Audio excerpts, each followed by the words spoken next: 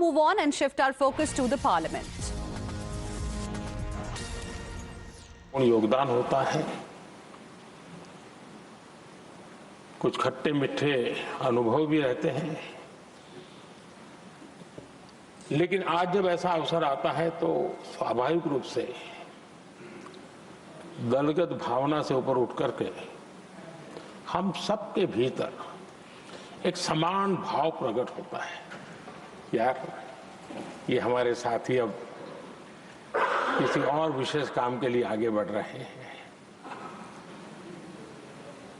यहां से जो साथी विदाई ले रहे हैं,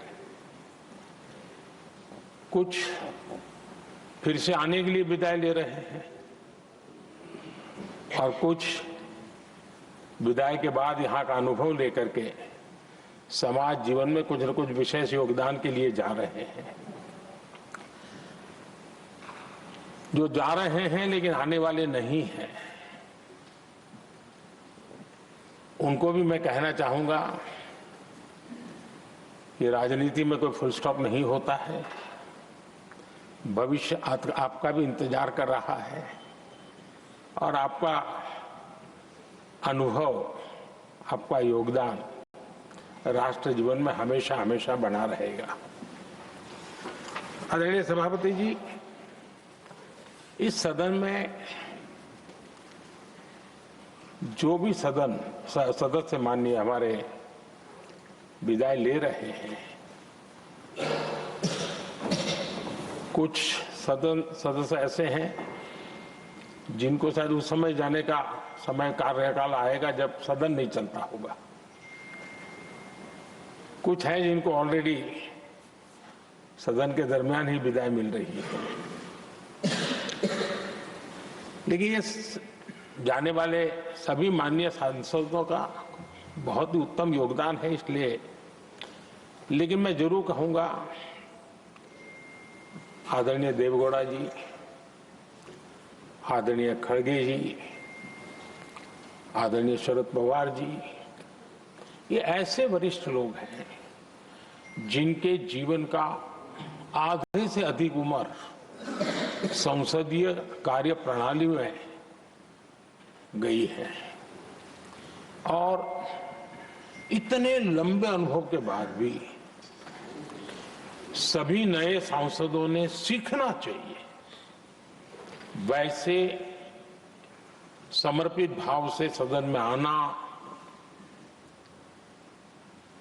जो भी हमसे उनसे बन सकता है उतना योगदान करना, यानी समाज में से जो जिम्मेवारी मिली है उसके प्रति पूरी तरह समर्पित रहना, ये इन सब वरिष्ठ लोगों से हम जैसे सबको सीखने जैसा है और मैं उनके योगदान की भूरी भूरी सराहना करूंगा, क्योंकि इतना लंबा कार्यकाल छोटा नहीं होता है, बहुत महत्वपूर्ण है।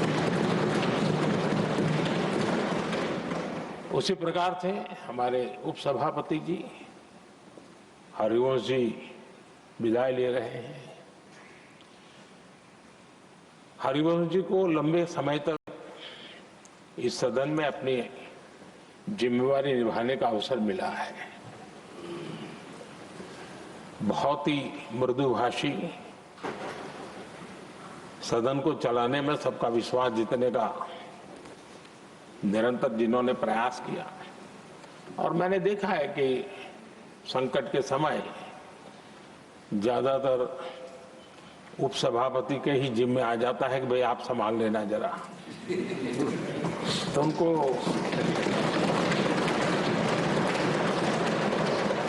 एक लंबा एक्सपीरियंस होता है, सबको जान भी लेते हैं, भली बात ही जान लेते हैं, लेकिन उनका भी योगदान।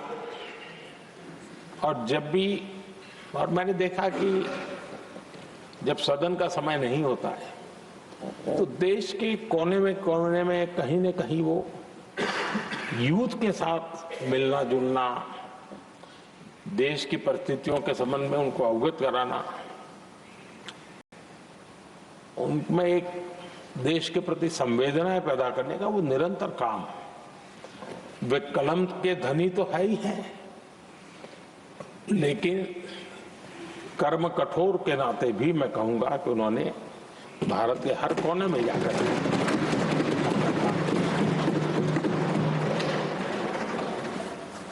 आदरणीय सभापति जी, कभी कभी किसी समय हम सुनते थे कि सदन में बहुत ही हास्य विनोद व्यंग्य का अवसर मिलता रहता है। इन दिनों शायद धीरे धीरे कम होता जा रहा है, क्योंकि 24/7 मीडिया की दुनिया ऐसी है कि हर कोई कॉन्शियस रहता है। लेकिन हमारे आठवले जी हैं जी, सदाबहार है।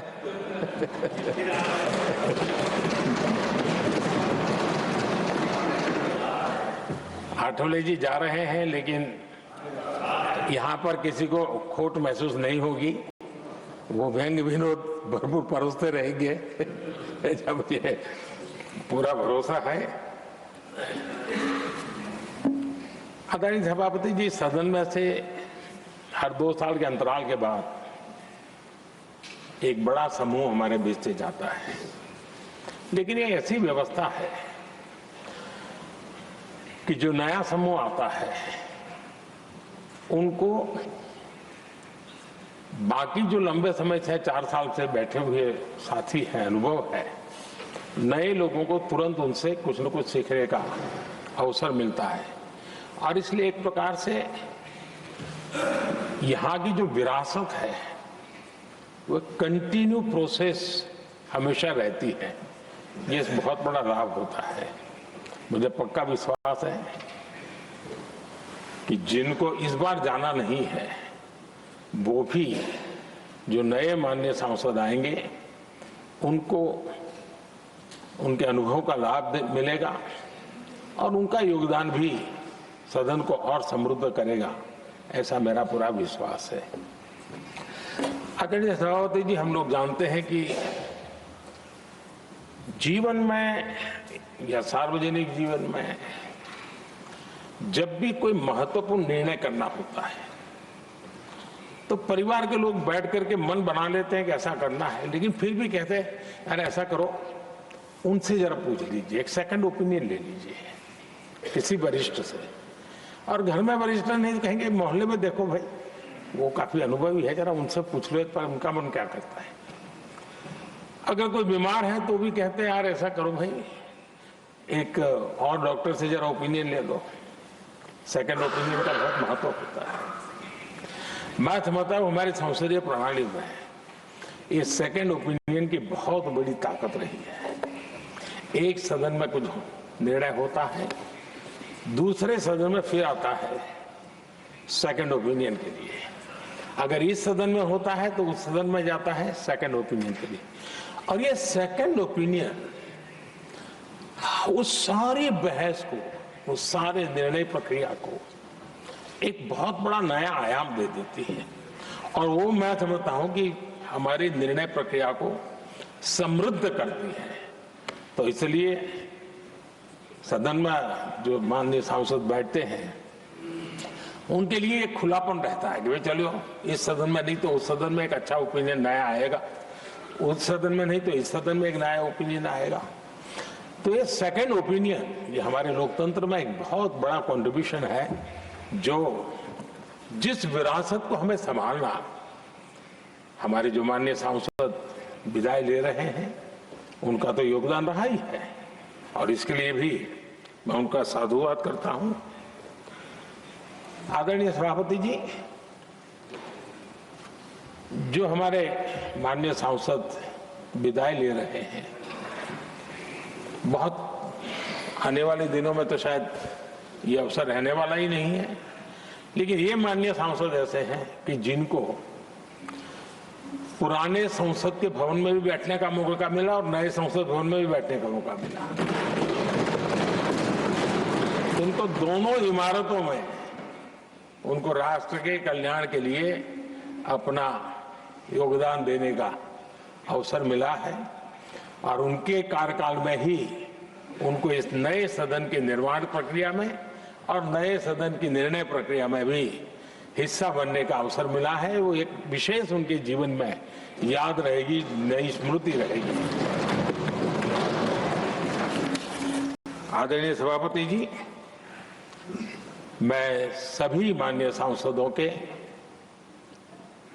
और मैं मानता हूं कि ये सदन अपने आप में एक बहुत बड़ी ओपन यूनिवर्सिटी है। राष्ट्र जीवन की कई बारीकियों से परिचित होने का अवसर सदन में प्राप्त होता है।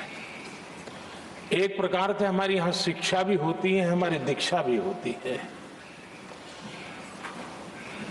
ये 6 साल यहां जो रहने का अवसर मिलता है वो जीवन को गढ़ने का, राष्ट्र जीवन के घड़तर में योगदान का तो महत्व है ही है, क्योंकि निर्णय प्रक्रिया का हिस्सा है, लेकिन स्वयं के जीवन को गढ़ने का भी एक अमूल्य अवसर होता है।